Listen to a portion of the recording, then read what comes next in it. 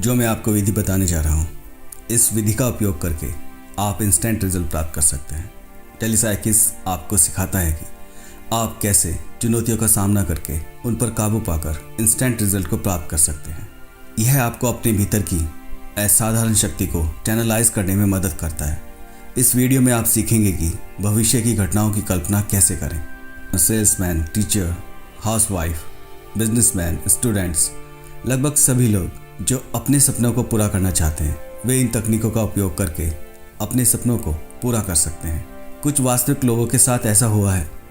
मैं आपके साथ उन घटनाओं और तकनीकों को शेयर करने जा रहा हूँ। आप अपने भीतर की अनंत शक्ति के साथ तालमेल बिठा सकते हैं और अपने पूरे जीवन को बदल सकते हैं।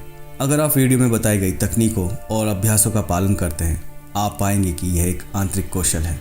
आप समस्या का समाधान कर सकते हैं, आप खुद समृद्ध बन सकते हैं, आपकी छिपी प्रतिभा को उजागर कर सकते हैं और खुद की बीमारी, असफलता, कमी और सभी प्रकार की सीमाओं से ऊपर उठ सकते हैं। कुछ महीने पहले की बात है, मैंने एक स्टूडेंट से बात की। वह अपने ग्रेड कम आने की वजह से परेशान था और भारी तनाव से गुजर रहा था। वह बताता है कि मेरे माता पिता मेरी आलोचना करते हैं और मेरी एक बहन है जो पढ़ने में बहुत अच्छी है और वह अपनी सभी परीक्षाएं आसानी से पास कर लेती है। मैंने इस युवक को तुरंत अपनी बहन से तुलना करने के लिए मना किया। ऐसा करना बिल्कुल सही नहीं है। तुलना करना एक घृणित कार्य है। आपको यह पता होना चाहिए कि प्रत्येक इंसान अद्वितीय है और हर कोई अलग अलग उपहारों के साथ पैदा हुआ है। दूसरों के साथ अपनी तुलना करके आप दूसरे व्यक्ति को एक आसन पर बिठा रहे हैं और खुद को बदनाम कर रहे हैं। साथ ही आप अपनी क्षमताओं को इग्नोर करके आप अपनी बहन की गतिविधियों और सफलता पर ध्यान केंद्रित कर रहे हैं। यह केवल तनाव पैदा करेगा और तनाव चिंता का निर्माण करेगा। आप सभी समस्याओं को जीतने में, सफल होने में और दूर करने के लिए पैदा हुए हैं। आपके पास अनंत शक्ति है। ऐसा करने से आप उनका अनादर कर रहे हैं और यदि आप उनकी मदद लेना सीख गए तो आप कभी भी असफल नहीं हो सकते। मैं आपको कुछ ऐसी तकनीक बताने जा रहा हूँ जिसकी मदद से आप तनाव से तो दूर होंगे बल्कि अपने लक्ष्य की ओर बढ़ते चले जाएंगे। आपको इसे रात को सोने से पहले मानसिक रूप से करना होगा। आपको इन पंक्तियों को दोहराना है। मैं अपनी पढ़ाई में सफलता और उपलब्धि की सराहना करता हूँ। मेरे पास अनंत बुद्धि है जो मेरी पढ़ाई में मेरा मार्गदर्शन करती है और वह सब मुझे जानकारी देती है जो मुझे जानना चाहिए। मुझे पता है कि मेरे अवचेतन मन में एक अद्भुत संपूर्ण स्मृति है। मैं अपने सभी एग्ज़ाम ईश्वरीय मार्गदर्शन से पास करता हूँ। मैं हर रात चैन से सोता हूँ और खुशी से जागता हूँ। उस लड़के ने इस प्रार्थना को डेली रात को सोते हुए किया और उसने अपनी लाइफ को पूरी तरह से चेंज कर लिया। जैसे ही आप इन पंक्तियों को दोहराते हैं, उसी समय आपको साथ साथ विजुलाइज भी करना है, जैसे कि आप वही काम कर रहे हैं या वह काम हो रहा है जो लाइन में लिखा हुआ है। टैली का अर्थ है संचार और मानस का अर्थ है आपकी आंतरिक आत्मा। जब आप प्रार्थना करते हैं तो आप अपने मानस या आत्मा के संपर्क में होते हैं। यह आपके विश्वास के अनुसार प्रतिक्रिया करता है। एक लेडी ने हाल ही में फ्लाइट से पेरिस जाने की योजना बनाई, लेकिन एक रात पहले उसे एक अद्भुत अनुभव हुआ। उसने एक सपना देखा और सपने में उसने विमान को क्रैश होते हुए देखा और उस लेडी के भीतर की आवाज़ ने उससे कहा, अभी मत जाओ, और वह जाग गई। उसने खुद के आंतरिक निर्देशों का पालन करते हुए अपनी उड़ान को, अपनी फ्लाइट को रद्द कर दिया।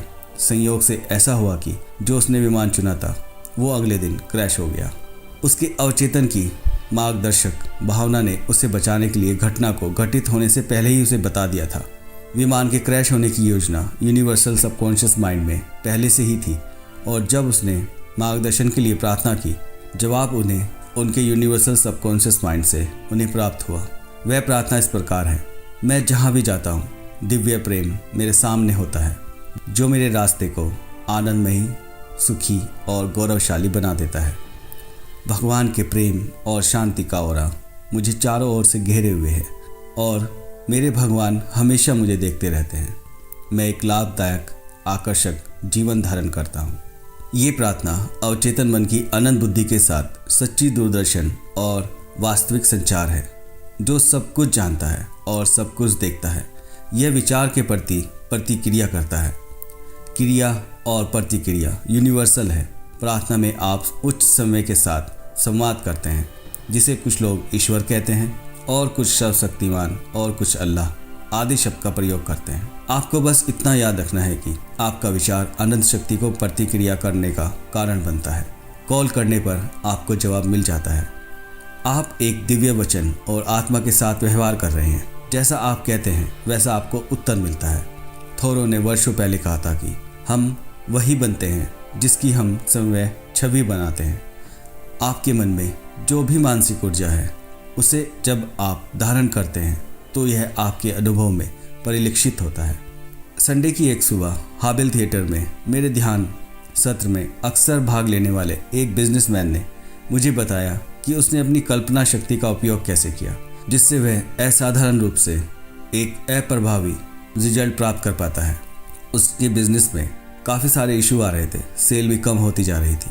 एक दिन वह अपने ऑफिस में बैठा था। वह अपने ऑफिस में सामने की ओर सफ़ेद दीवार पर देखता है।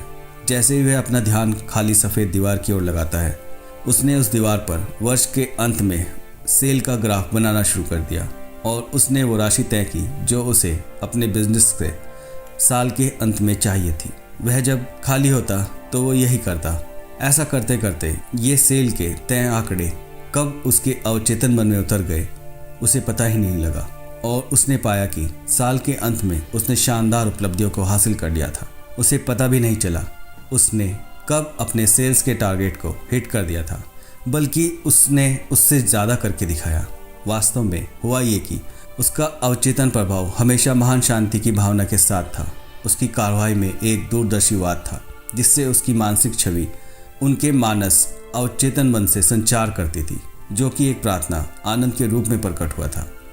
यह सच है क्योंकि आपका अवचेतन मन हमेशा जो भी कुछ प्रभावित होता है उससे बड़ा करता है। अपने अवचेतन मन को सही मानसिक छवि दें। आप अपने दिमाग में जो भी तस्वीर बनाते हैं वह विशेष रूप से भावनात्मक हो सकती है। इसी तरह की वीडियो देखने के लिए जुड़े रहें और टेलीसाइकिस का नेक्स्ट वीडियो देखने के लिए सब्सक्राइब ज़रूर करें। यहाँ तक साथ देने के लिए दिल से धन्यवाद। Thank you guys.